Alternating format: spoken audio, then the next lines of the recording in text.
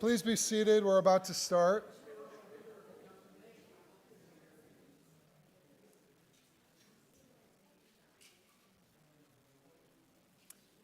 Good afternoon and welcome to all of you. It's good to see you here on this beautiful day in which we are going to not only mourn the loss but also celebrate the life of Bunny Goldstein. I'm Niles Goldstein, no relation.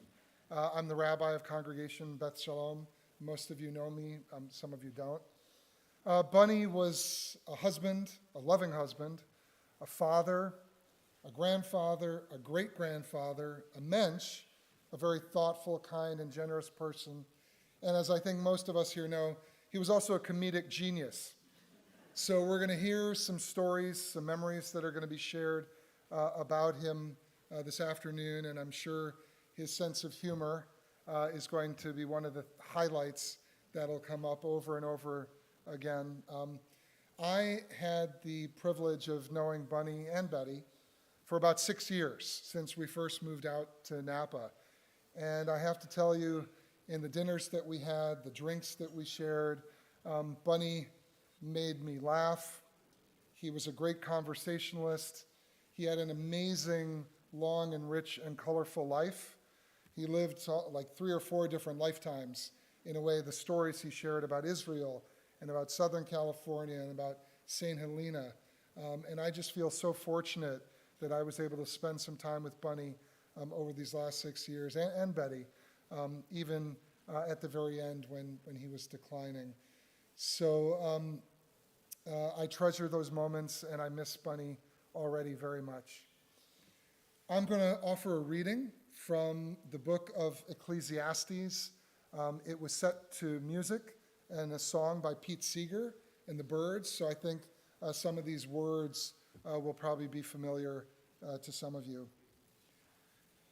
For everything there is a season, a time for every experience under heaven, a time to be born and a time to die, a time to plant and a time to uproot what is planted, a time to tear down and a time to build up, a time to weep and a time to laugh, a time to grieve and a time to dance, a time to throw stones and a time to gather stones, a time to embrace and a time to refrain from embracing, a time to seek and a time to lose, a time to keep and a time to discard, a time to tear and a time to sow, a time to keep silence and a time to speak.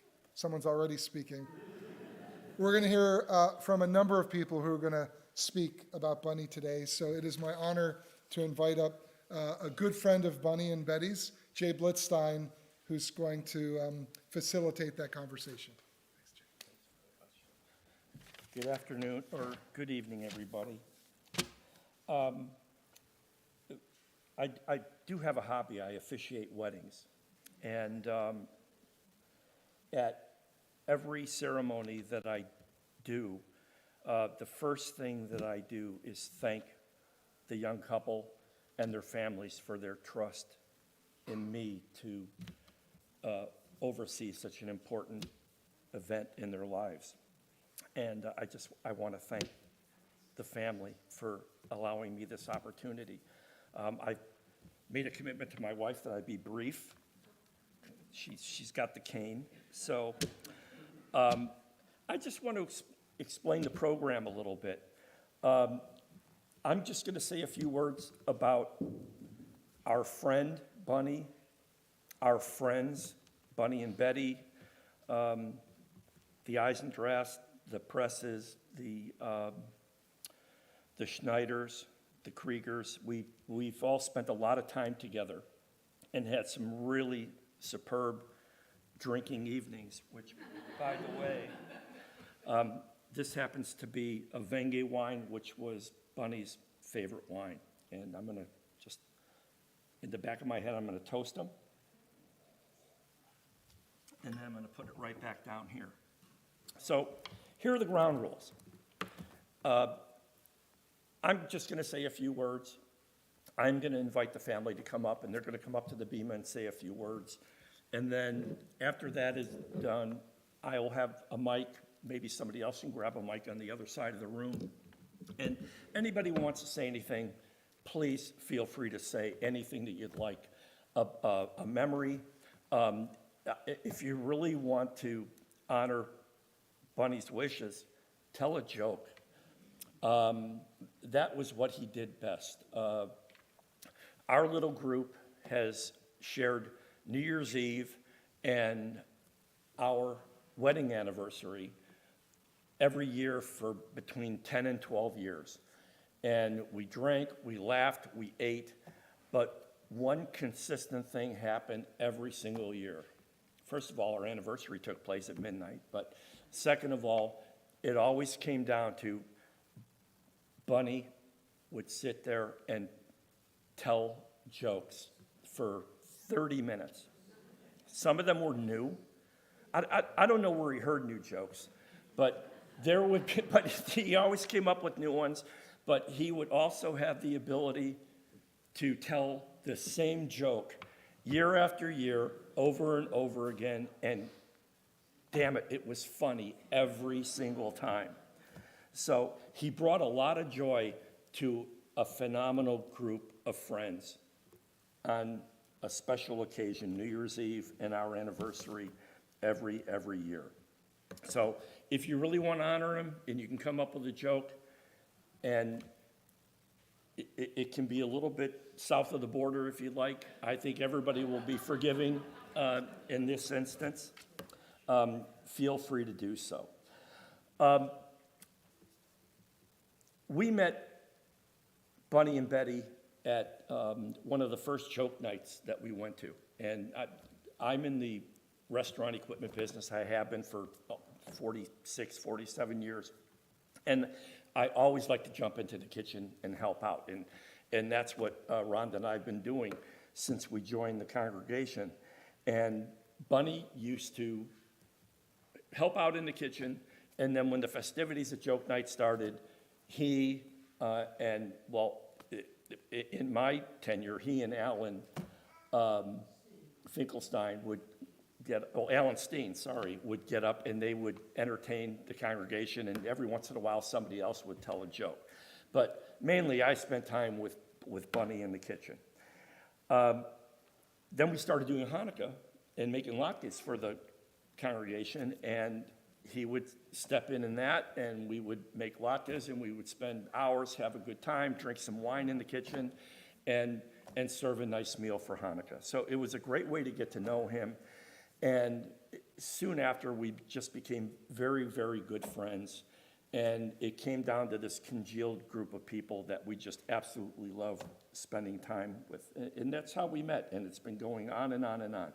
And there wasn't a time where I didn't see Bunny, or he saw me, where our arms would go around each other and we would kiss each other. And that was the kind of relationship that we had. I just absolutely adored him. This was a man who lived 96 years, had every friggin' marble in his head to the last day. And how fortunate is that for anybody to have that? I wish my parents had that kind of a life. When it was his time, he made all the choices, every single choice, with dignity and bravado that I fear I will never have. I don't know, but he chose his time. I think you'll all agree with that. Finally, in the last few days, I went to visit him. Rhonda was unable to go that afternoon, and Bunny was in with a caretaker in the bedroom, and she brought him out in a wheelchair. And this is perfect Bunny. He was sitting in the wheelchair, and he was retaining some fluids. He was having a little bit of trouble, and he was coughing up phlegm, but he was not being able to get it out. And I said, "Can you get it up?" And he looked at me and he said, "No, and no." So that's about as south of the border as I'm going to get. So there's a lot of great stories. He was a huge man. They were a huge couple. He loved you so, so much. And you were inseparable. He never came over to our house alone. And I don't think you ever did either. So you're all, driving that little black Toyota that you bought from me.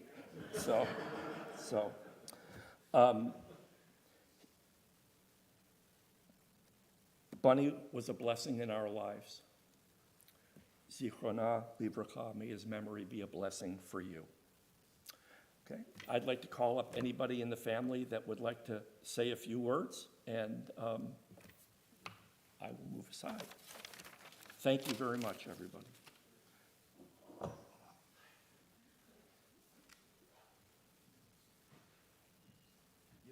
may want to introduce yourself just in case. Okay, sure. Hi, everybody. I'm Dan. I am Bunny's son. And well, first of all, thank you all for coming. It's really, it's so sweet of all of you to come and honor my dad. So, yeah. Very much appreciate it. Okay. So I have a few notes here. Wanted to thank everybody, so we did that. I have a few things to share, and then I'm going to turn it over to anybody who wants to speak. But first of all, what a life. So 96 years, I think 65 years of an amazing marriage and partnership with my mom.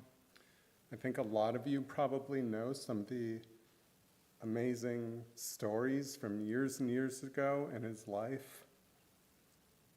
Running a shipment of guns in a truck to Port of LA, heading for Israel, risking a lot to do that for what he believed in.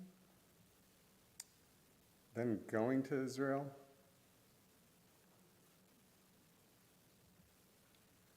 Starting a kibbutz. And yeah, just like those types of things for me, such adventures, but also such a life well lived, doing things that he really believed in. And for a bigger cause than himself. Okay. Anyway, things about our family. There are amazing family moments. When we were growing up, there were trips to Yosemite every year, which were, for me as a kid, amazing. And this was Yosemite before it was the Yosemite that everybody knows today. This was Yosemite back when it wasn't quite so crowded. I used to hang out with John Muir. That's not true. Yeah, but it was an amazing place and really beautiful, and that, it was just something that my mom and dad did for us, but it instilled a lot of things in me for my life, and that's something that I really appreciated. And the drives up to Yosemite, family in the car. Of course, unfortunately, it was a car full of cigarette smoke because. Yeah, at that time, my brother and I were like, 9, 10, but we were smoking up a storm. And no, but there was cigarette smoke. There was also great music, and my dad loved Barbra Streisand, but we also listened to a lot of things like John Lennon. Imagine was a huge album that we listened to, and Wildlife by Wings, Paul McCartney and Wings, and all of this was with the backdrop that we knew authoritatively from my dad that the Beatles were a fad and that they weren't going anywhere. So it was just interesting to me that that was the music that we were listening to on the way. Other memories from me, he and my mom spent so much time in Florence, and I spent a year, or I spent a year, I made a trip out there at one point when they were out there for 3 months, and amazing for me to have them share their experience and the things that they loved with me. And then later on, when Trista and Mia and I lived abroad, you guys came out to Switzerland, we drove down to Florence, and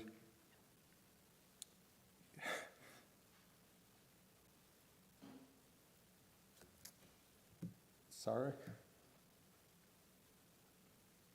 Okay. So there was just, one experience when we were, one experience when we were there that was just super touching. So Mom and Dad loved this restaurant called La Spada, and we were in La Spada, and we were just having dinner, and there was a family next to us, and they were speaking Hebrew. At first, we had no idea what language they were speaking, but I think probably Trista figured it out. And we started talking to them. We told them a little bit about the things that my dad had done. And they were just so touched and so appreciative and honored him, called him a pioneer,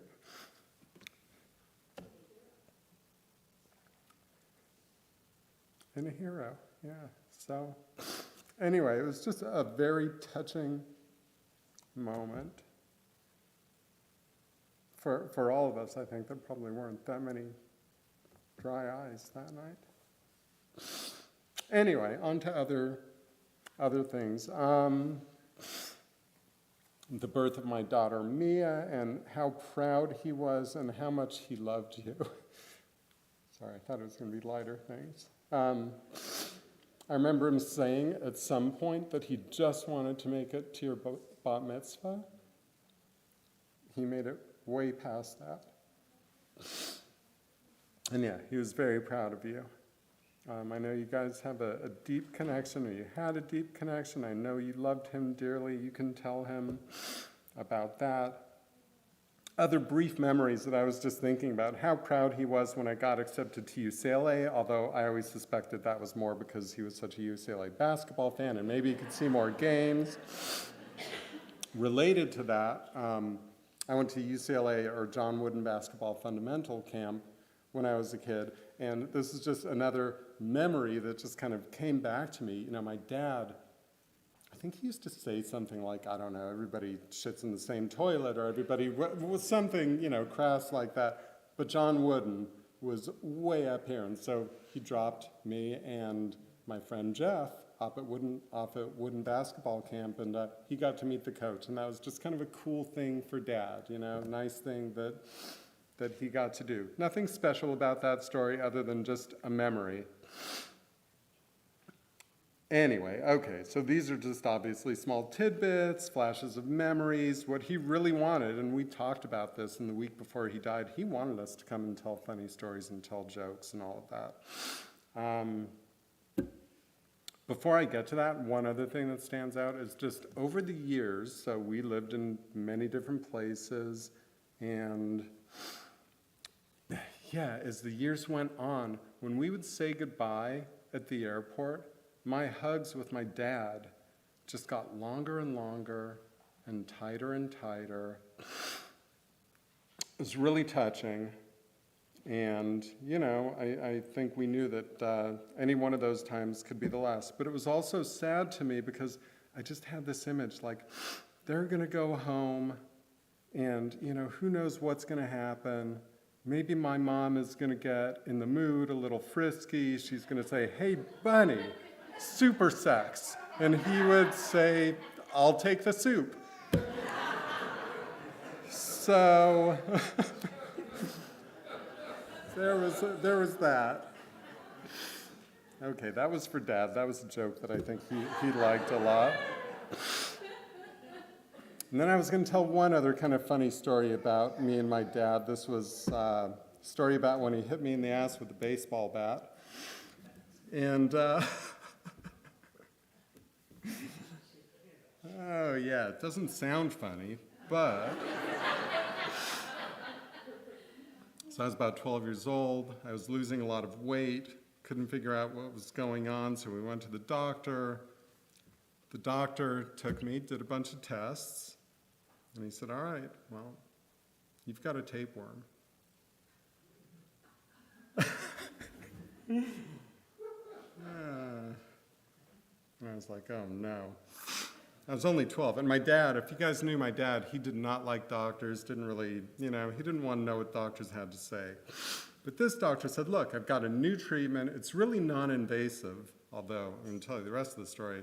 You might not think it was so non-invasive. He said, here's what you do.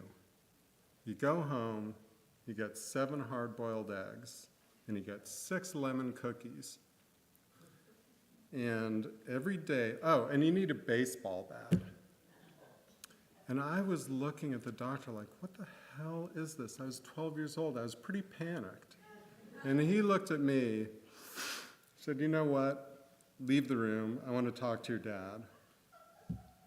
So, I was ready to leave the room. And he said, wait a second. He said, before you leave, it's going to be uncomfortable for both of you.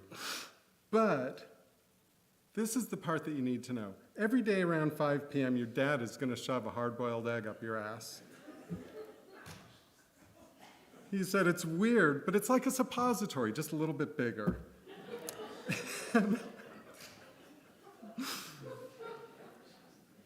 Then I was like, okay, this is enough, and I just got up and walked out and didn't know what the hell the baseball bat or the lemon cookies were about. But we got home, Mom boiled some hard-boiled eggs, and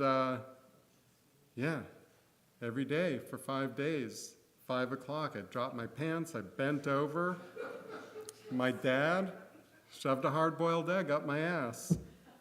About 5 minutes later, the lemon cookie. It was hard, it was crumbly, it was uncomfortable. But I figured this is what the doctor said, so we're going to do it. On day 7, I was like, oh man, what the hell is happening here? Went in there, pulled down my pants, hard-boiled egg up my ass. At that point, just kind of getting used to it. And then, like, what are we doing? He's like, just wait. And so the 5 minutes pass. 6 minutes pass. See my dad fidgeting with a baseball bat. Like, oh man, what's going on? 7 minutes pass. The tapeworm sticks its head out of my ass, says, where's my lemon cookie? My dad whacks it. And we were done. So, that's the story of when he hit me in the ass with a baseball bat. All right. Thank you all for coming. Thank you for allowing me to tell a horrible joke. And, thank you.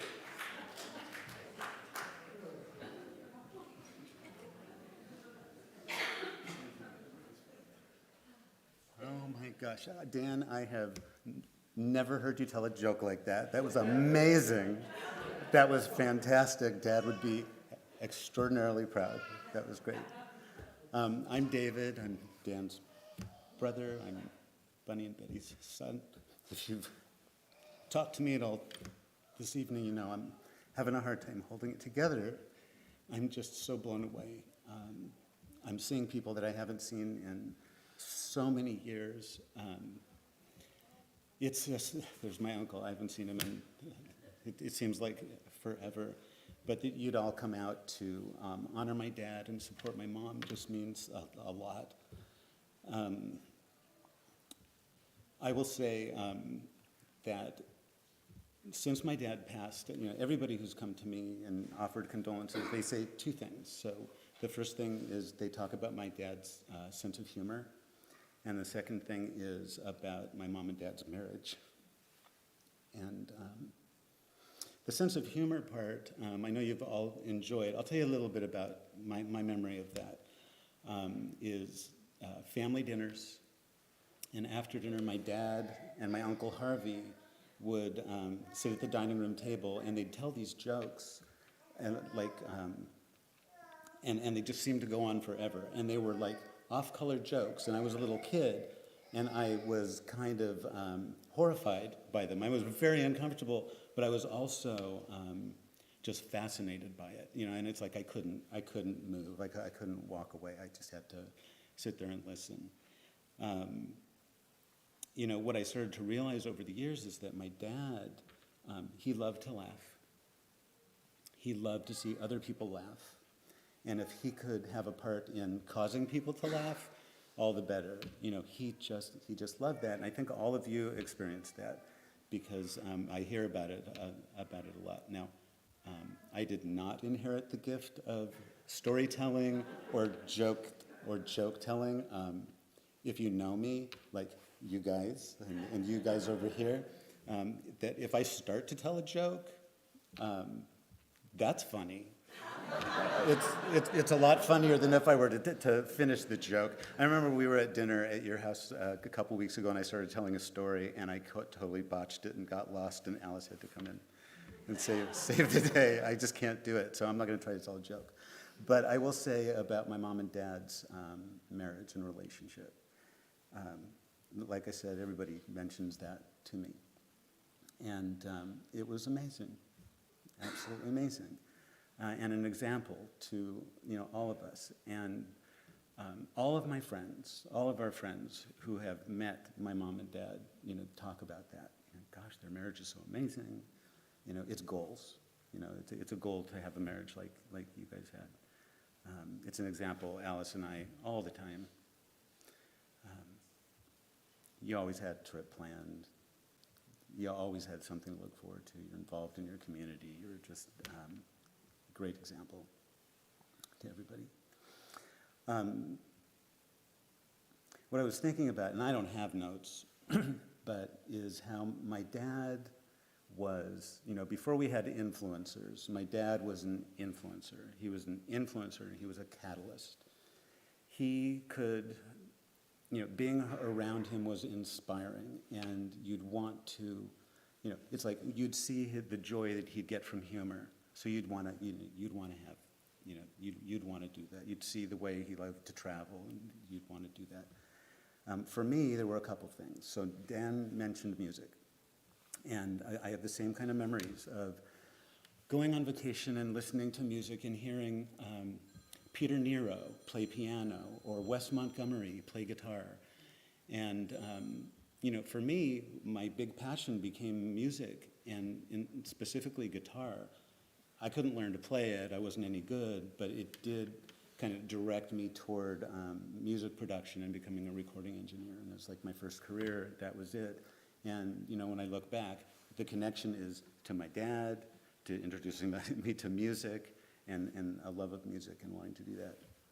And then the other thing was business. So you guys mostly know him post his business life, but he was a partner in a business in LA that was fairly successful. And he had a friend who would come over, and they would talk about business. And it was just like when I would listen to my dad tell jokes, and I'd sit there, a few feet away and listen, and just be kind of mesmerized. And I would listen to him tell stories and do brainstorming and dreaming about business things with a friend of his, and it really inspired me. And it made me want to be an entrepreneur. It made me want to start businesses, which is what I ended up doing. So again, without intention, without trying to be an influencer, or he had that effect on me. I don't know that I really had a chance to even talk to him about that specifically, although we had some great conversations toward the end. But that's really what I wanted to share. Just. I love my dad, I miss my dad. I'm happy that you guys are here, that he had great friends, that he influenced you guys too. And I think that's all I've really got to say. I hope that's okay. Yeah. I'm David's wife, and I met Bunny the same month that my own dad passed, and that was my first introduction to the family, and was that warm grasp of Bunny's hands, you know, like when he would come and he'd just, you know, hold your hand, and I got more time with him than I did with my own dad, and well, I just wanted to really reinforce, my parents had forgotten how to have fun with each other, and so seeing Betty and Bunny and their love for one another and their ability just to laugh and go through hard times, but, you know, get through it together was such an inspiration to me. I didn't have it in my own life, but I had it in them. And I can remember times where they would come to our house, and we would go to a bookstore, and we would end up rolling on the floor in the bookstore, just making fools of ourselves because we were reading some sort of funny Jack Handy comedy book, you know. And he was just so sweet. And one of the last things he said to me is he grasped my hand and he said to me, "Go with God." And I just thought, Bunny, that's a new one. I haven't heard that before. He goes, "Oh no, that's an old one, honey. You know, go with God." And so I just wanted to say that because he talked about you guys. He loved his friends so much. He loved you guys. We know stories about you guys that you guys probably don't even know that we know, but we know, okay? So that's all. And I think our daughter wanted to say something.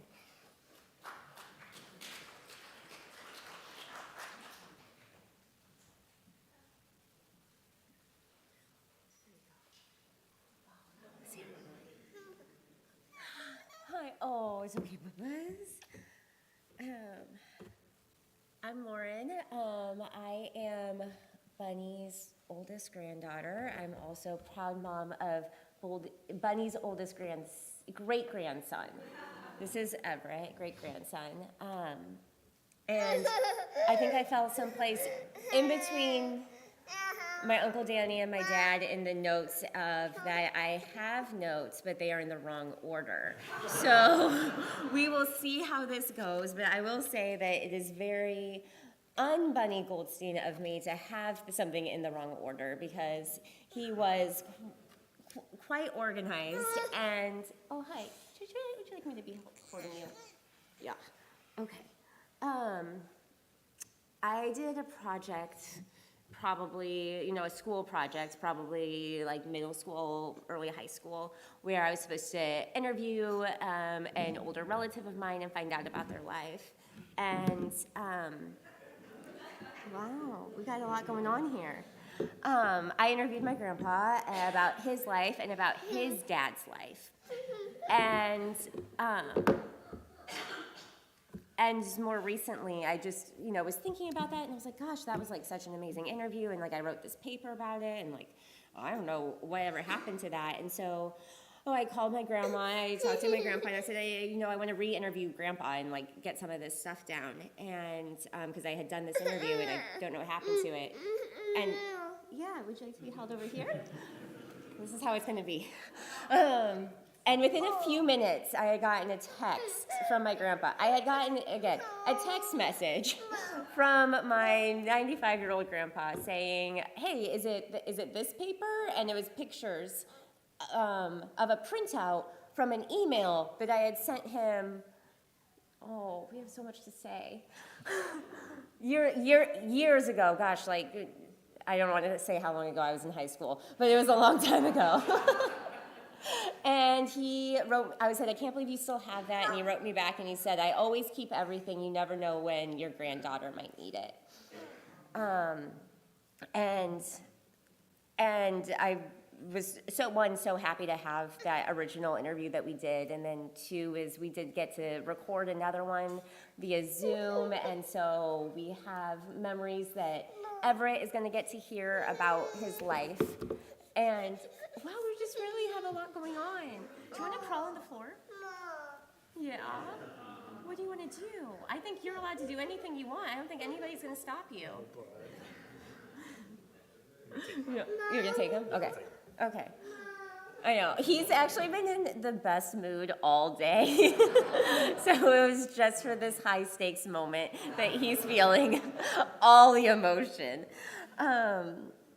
But a few childhood memories from my grandpa is that my grandma and my grandpa would always, and I can barely look at my grandma right now just because of all the emotion, but I do. I love you so much, and he loved you so much, and well, now I can't even talk.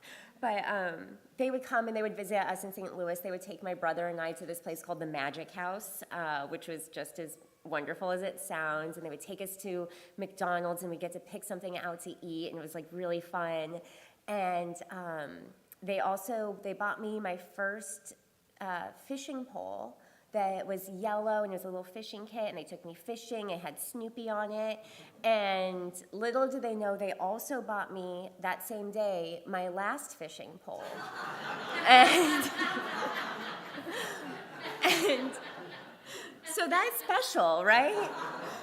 And I think that another just really beautiful thing is that I just had this really wonderful opportunity to grow up and have more of an adult perspective on my grandpa's life, and to realize just how much of the world that he saw, how much changed during his lifetime. He was of the same generation as Anne Frank, Martin Luther King Jr. He lived this really long, wonderful, full life, and at Andrew's and my wedding, which was 10 years ago, he gave us just a really simple toast, and he said, "L'chaim," to life. And I think about that often. I just think about how well he lived his life. A few other things that are going to probably be a theme here that we've already heard multiple times is that he loved to travel. And when Andrew and I had the opportunity to travel, he had restaurant recommendations for us. We also went to La Spada on his recommendation, and had a wonderful, wonderful meal. A few years ago, we called him up on his birthday, and we said, "Hey, Grandpa, we're headed to Colmar." And he said, "Oh, well, I have a restaurant for you to go to there." And Andrew and I had just a really fun special date in Colmar, based on that recommendation that he sent us. And let's see, my notes in the wrong order, hang tight. He stayed sharp. He did his crossword puzzles every day. I don't think I actually could ever finish a crossword puzzle. Andrew and I were talking about that, about like how long would it take us to sit down and do a crossword puzzle and actually finish it, and I don't think we have the capacity. I think that gene got lost somewhere in there. Maybe it skipped a generation and Everett is going to be able to do it. Maybe it skipped 2 generations. I don't think my dad could do a crossword puzzle either. And again, this is going to be a theme. I think you're going to hear this over and over. He loved his friends. He loved his family. And he loved my grandma. And I know that there was a time of their lives before they met each other, but I also know that he felt like there was no life without her. And should we all be so lucky? Just so special to have observed and to been able to be witness to that love over so many years. And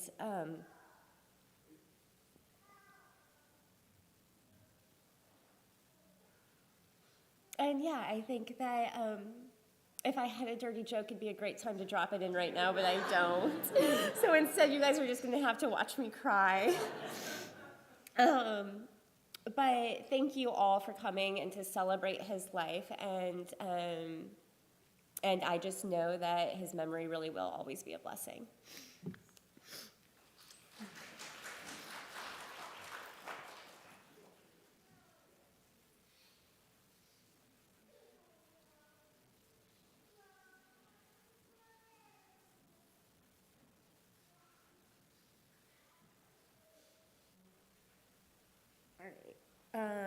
I'm Mia. I'm granddaughter. I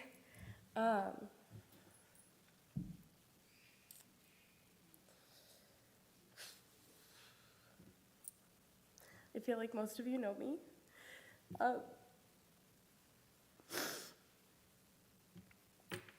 Probably because my grandpa was my best friend.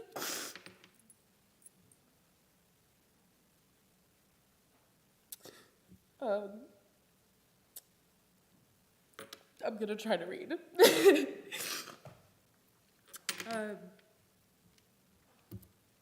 Anyone who knows me knows that I haven't had the easiest life. It was always very hard for the people and the adults around me to have patience and understanding. Grandpa Buddy was always the person that when it felt like everybody else had given up, he was able to sit with me and talk to me and meet me with a kind of patience that nobody else was able to, which was, thank you, which was just so special to me. I will always think of him as my safe place and my motivation. Whenever I'm having a hard day, would he have wanted me to do this? Would this make him proud?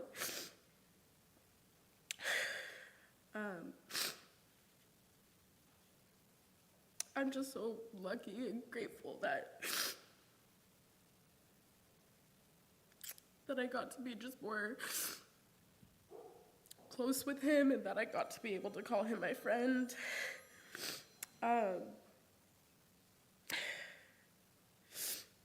I can't think of much to say, and I couldn't think of much to write besides just how much I miss him.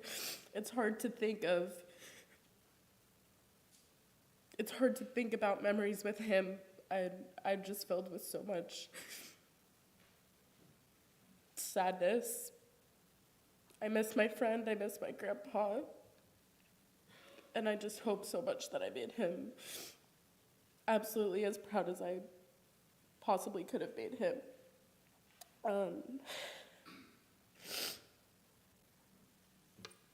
Yeah, I just want to say thank you to him for giving me patience, showing me how much I'm worth, and always being there to be my cheerleader. He was the biggest cheerleader I could possibly ever ask for. Everybody said it, I'm just gonna say it again. He was so full of love, sometimes to the point where I just thought it was gonna just burst right out of him. And same with Grandma, you're just so full of love. I don't know what you do with all of it. It's a little scary how you keep it all in there. But I can't even put it into words how great he was and how much he meant to me. I know people always tell me that they brag about me. I brag about them to everybody, every chance I get. Who's your favorite person? My grandma, my grandpa. They're pretty cool. Every chance I get, I will talk about them. That's just how much they mean to me. And I know that I meant just as much to him. But he's my favorite person, and I miss him.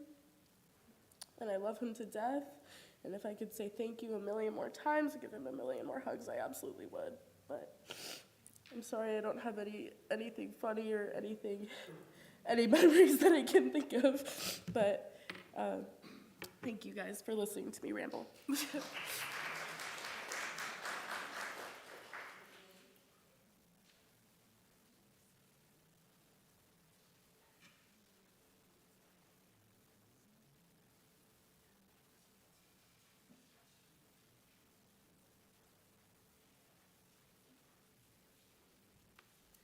I just have a joke.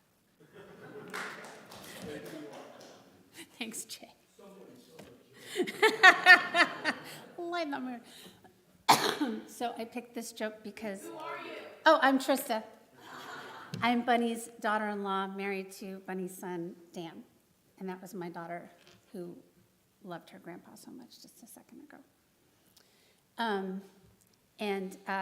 I chose this joke because Bunny and I shared it. We each had a version of it, and we once got into a little discussion about whose version was better, and I like my version. So that's the one I'm doing, and Bunny's gonna have to deal with it.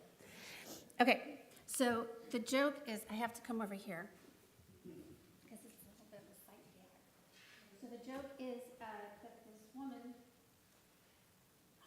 the sharpest tool in the toolbox, was having issues. She was. One of these? One of those. Look at that. Oh,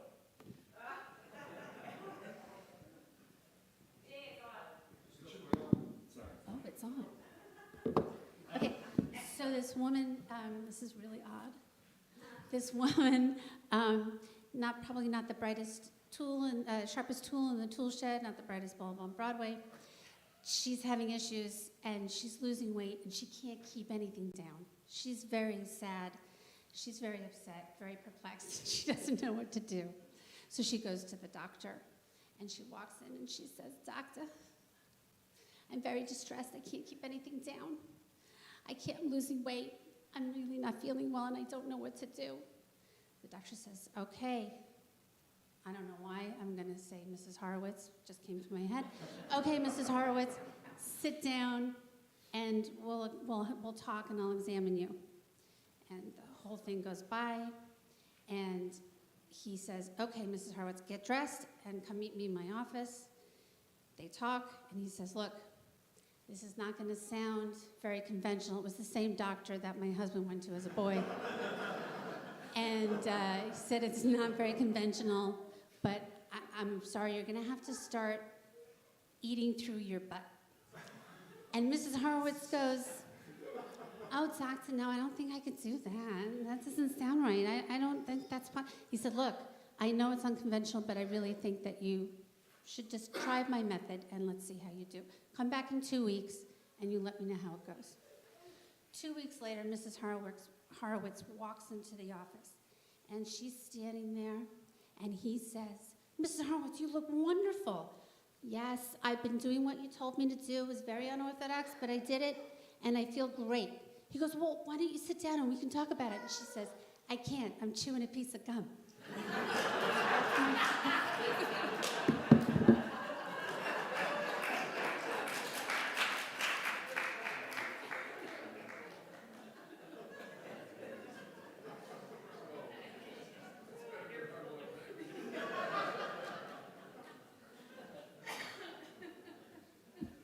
You're okay?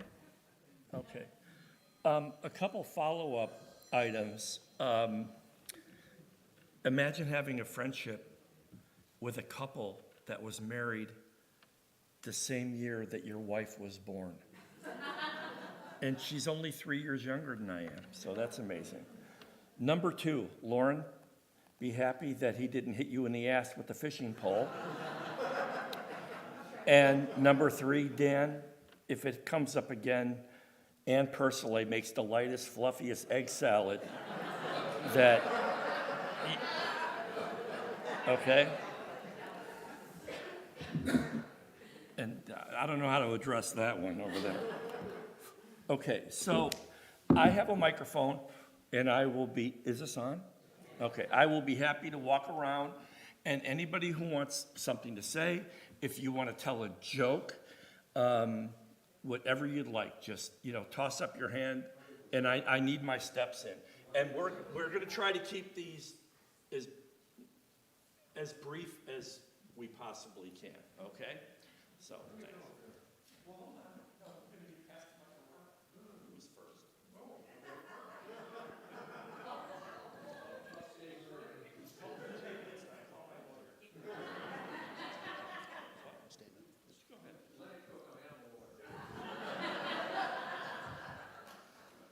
Hey guys, my name is Bradley Adler, and I want to introduce myself. I wanted to, Betty and David and Dan, I wanted to really thank you guys for actually having me here and for letting me stand up and say a few words about Bunny Goldstein. It's interesting, my mom's maiden name is Goldstein, and that was the instant connection that we had when I met your dad.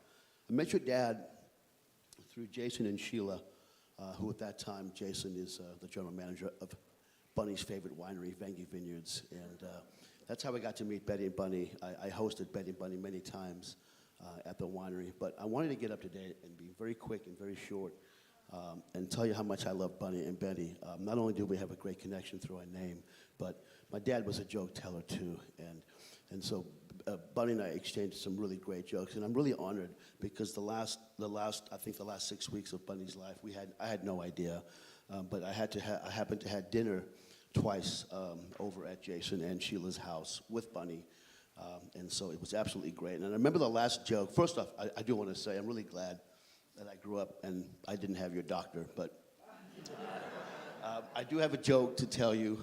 It's a joke that I told Bunny, and he laughed his head off. And it was the last joke that I told Bunny, and I'm going to tell it to you guys. And it is about eggs, believe it or not. And so I think it's appropriate. Yeah, Dan. But anyway, it's a couple. It's an English couple, and I think you could relate them very much to a Jewish couple as well. But it's an older couple. They've been married for many, many, many, many years. And they've shared everything together, but except Harvey had a safe. And his wife, Meredith, never, ever looked in his safe. It was his thing. It was personal, and he treasured it. And after 45 years or 50 years of marriage, after that time, she never knew what was in the safe. Anyway, one day, Harvey goes out, and he happened to leave his safe open, and of course, Meredith decides to go and see what's going on in this safe. And she goes in, and she sees the safe, and she sees $100,000 and 4 eggs. And she scratches her head, and she's like, what's going on with the eggs? Anyway, she waits for Harvey to come home. They sit down before dinner, and she says, Harvey, I looked in your safe. And she says, I understand the money, but she said, what about the 4 eggs? He said, well, over the 40 years of our marriage, every time I shagged another woman's wife, I would put an egg in the safe. And when I hit a dozen, I'd sell them. Thanks, guys. Not everybody got it, but Bunny sure got it. Hey, thank you. Good joke.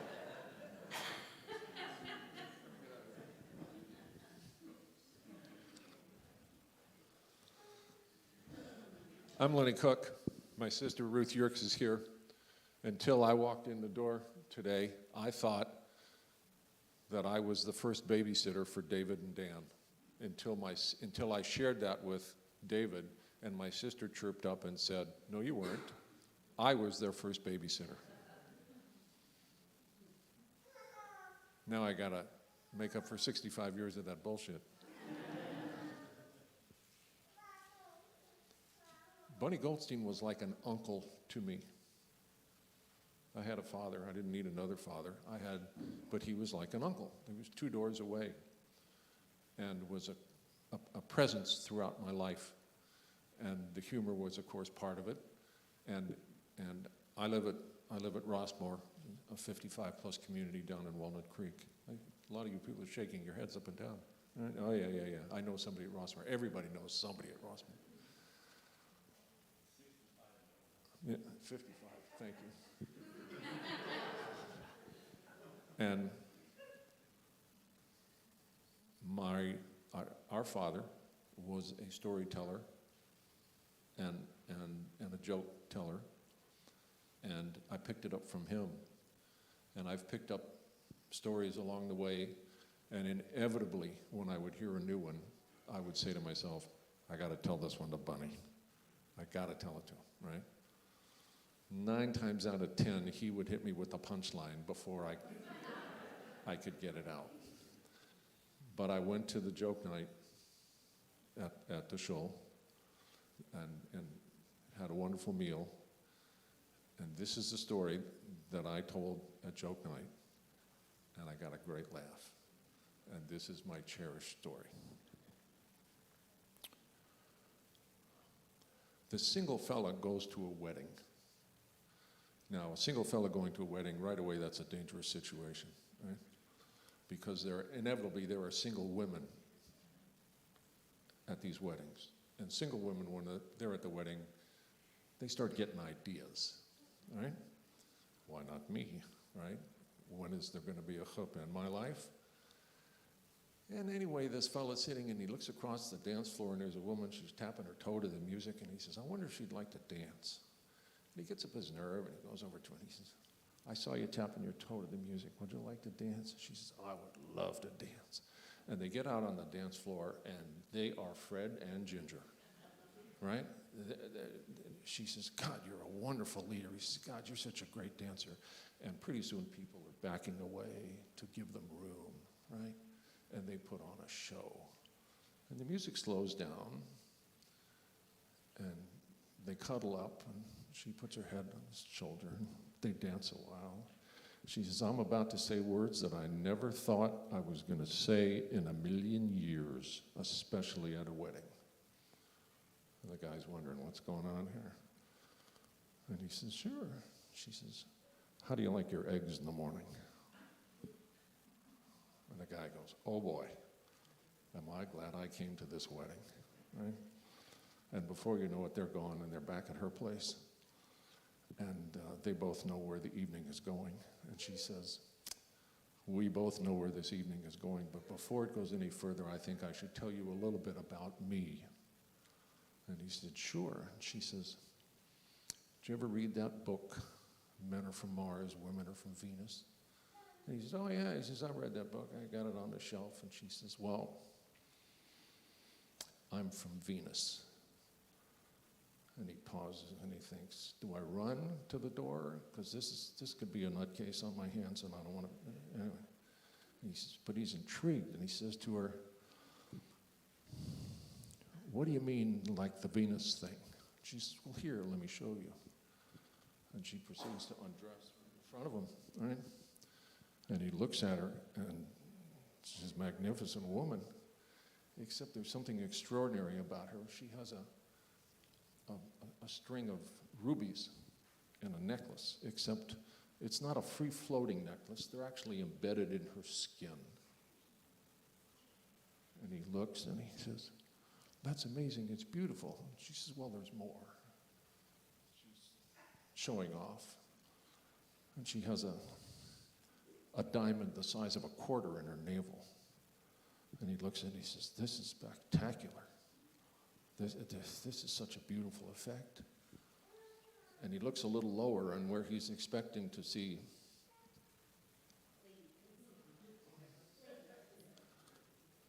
instead, he sees gold strands of gold.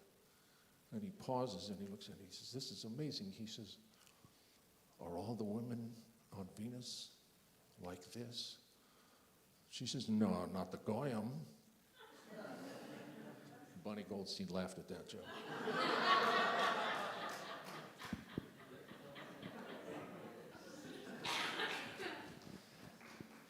Anybody? Raise your hand.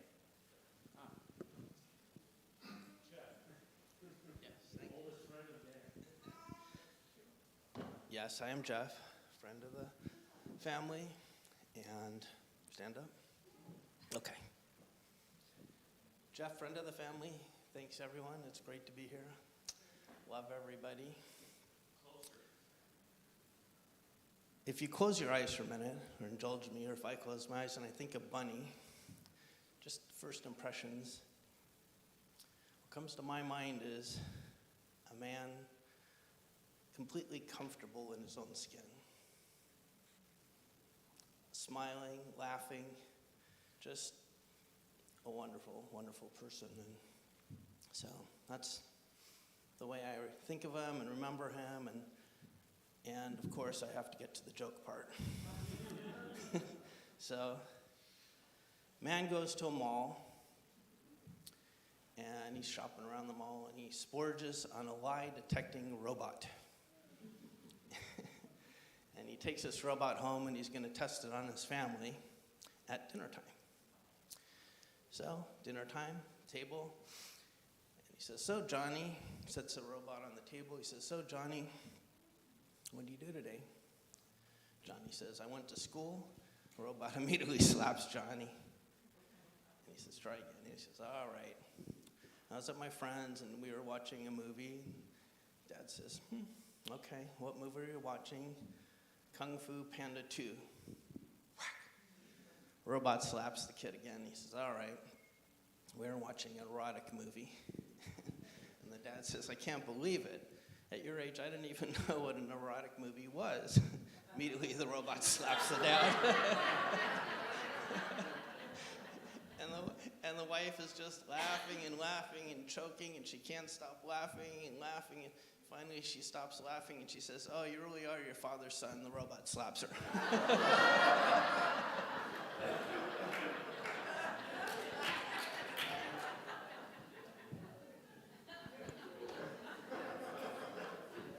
The back of the room. This is the best form of healing. Hello, I'm Uncle Bill. Betty is my sister. Hello, everybody.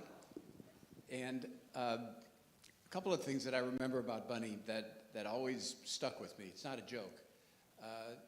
Bunny had a very high pressure cooker job back in the 80s, running a messenger service in LA, and it was a lot of stress and a lot of tension.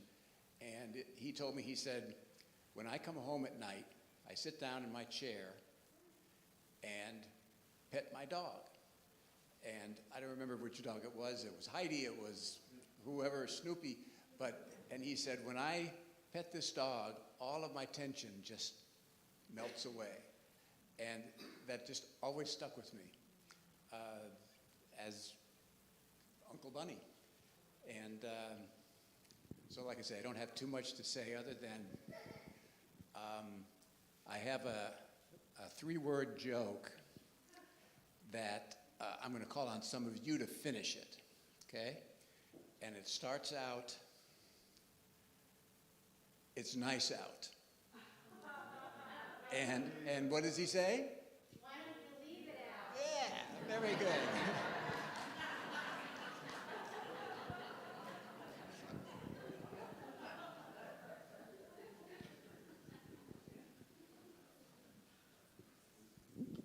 Hi, I'm Peggy Berlin, and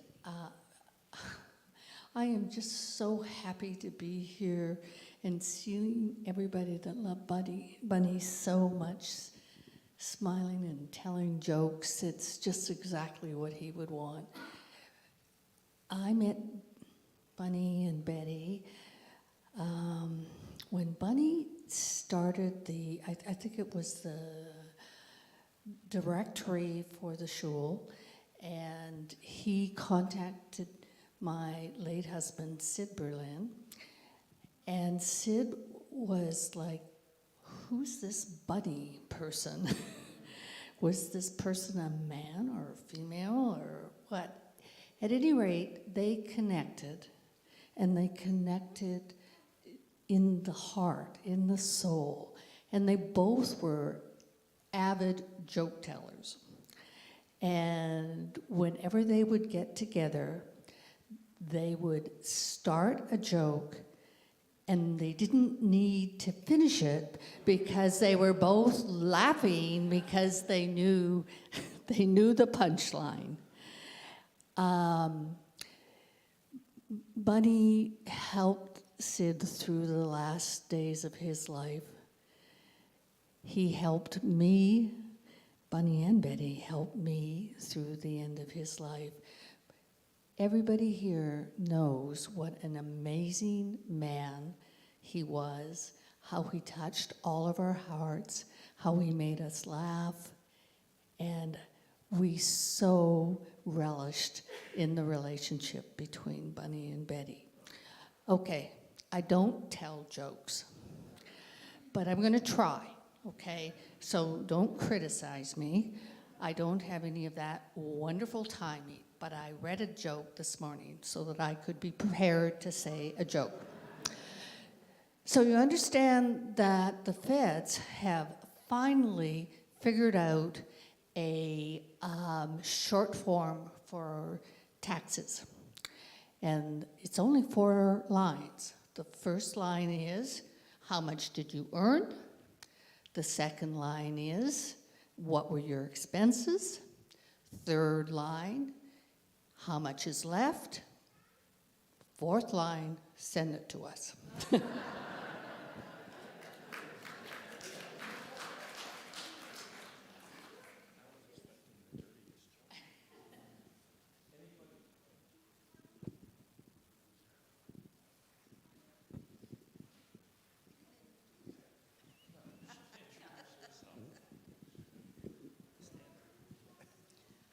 Okay, so the last thing I promised Bunny was I would tell a joke today. This is not my forte either. So, if a plumber carries a toolbox and a doctor carries a black bag, what does a mohel carry? A brisket. I tried. So, 17 years ago, Jay and I moved to Napa, and we joined the synagogue, and the first event that the synagogue had that we went to was Joke Night, which happened to be their big fundraiser for the year. So there was an auction, and then there was dinner, and then everyone in the synagogue, or not everyone, everyone who wanted, got up and told a joke. And I thought this was fantastic. And the MC for the evening was Bunny Goldstein. Well, he was like a brother from another mother. I just instantly fell in love with him. And we kind of had an understanding. And the only thing that was missing at this great evening was the fact that we couldn't tell dirty jokes or eat divine swine in the synagogue. So I called him up one night and I said, Bunny, I have an idea, but I can only do it if you promise to MC the evening.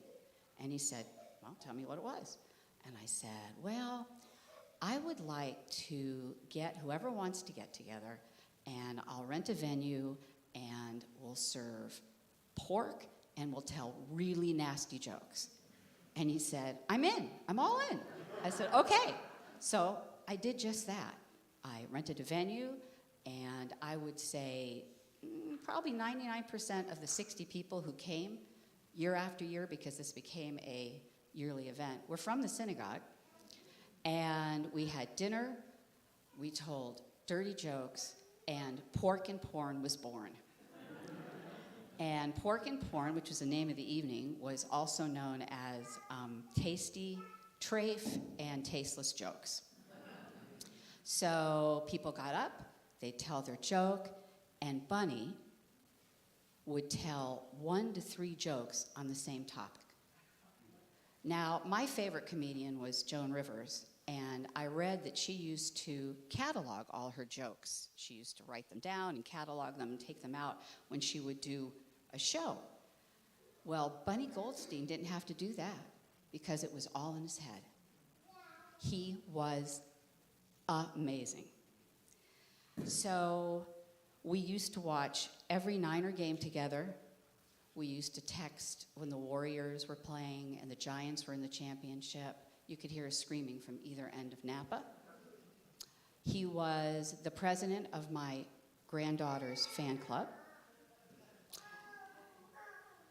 He could always be found on December 25th at the First Presbyterian Church in the kitchen with the rest of us, stirring the gravy, because he was in charge of that for our Christmas mitzvah. I was lucky enough to thank him for the 17 years he shared with me of a fantastic friendship, endearing love, and laughter. And I just want to say to Betty, who happens to be a fantastic joke teller, I just want to thank you for sharing him with us, Betty.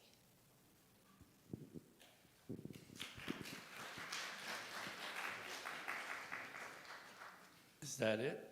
Anybody else? Okay. I'm going to turn it back over to Rabbi Goldstein.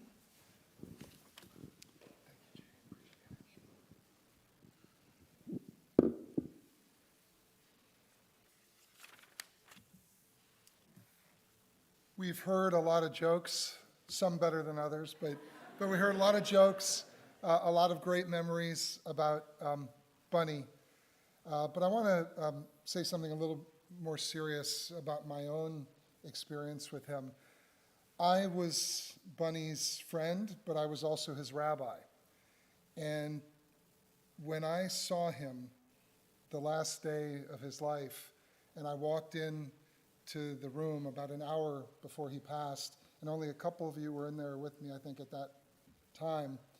And Bunny, at least in my estimation, was not the most religious Jew in the world. He wasn't so into ritual and observance and practice. But there's a tradition in Judaism that if you're able to, before you die, you're supposed to try to recite what is viewed as the most important prayer in all of Judaism. It's also very short. So I walked in the room, and Bunny, who at that time, as you remember, could not really speak very well, was able to say very, very clearly, Shema, as soon as he saw me, Shema Yisrael, Adonai Eloheinu, Adonai Echad. Hear, O Israel, the Lord is our God, the Lord is one. And that was the last thing he said, at least when I was in that room.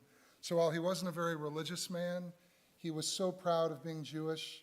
His life is a testimony to that, I think, as you've heard. And he left this world in the way that he wanted to, and that includes in a Jewish way, with dignity and with passion and with honor. And I was honored to be there to bear witness to this at the very end.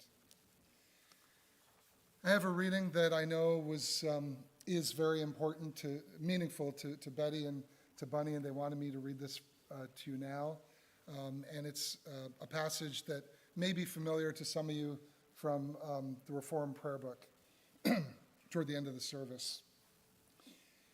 Birth is a beginning, and death a destination, and life is a journey.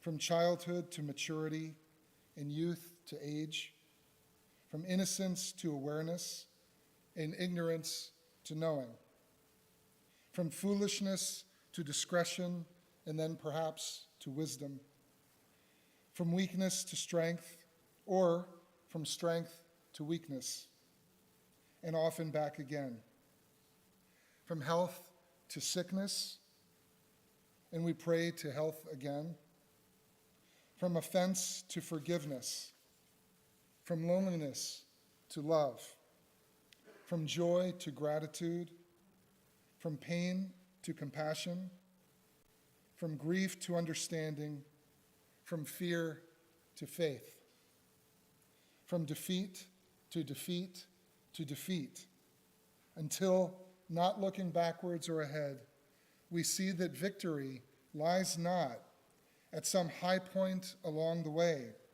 but in having made the journey, step by step, a sacred pilgrimage. Birth is a beginning, and death a destination, and life is a journey. We're going to close with the mourner's Kaddish. Just a quick word before we do that. There's a beautiful reception with wine and delicious food waiting for everyone behind these doors. And I'd like to thank Rhonda and anyone. I'm sure there were lots of people involved in preparing this, so I'd like to thank Rhonda, who spearheaded it, and everyone else who was involved in that. And thank you all for coming. And we're honored to be able to celebrate Bunny's life with all of you. Please rise for the mourner's Kaddish.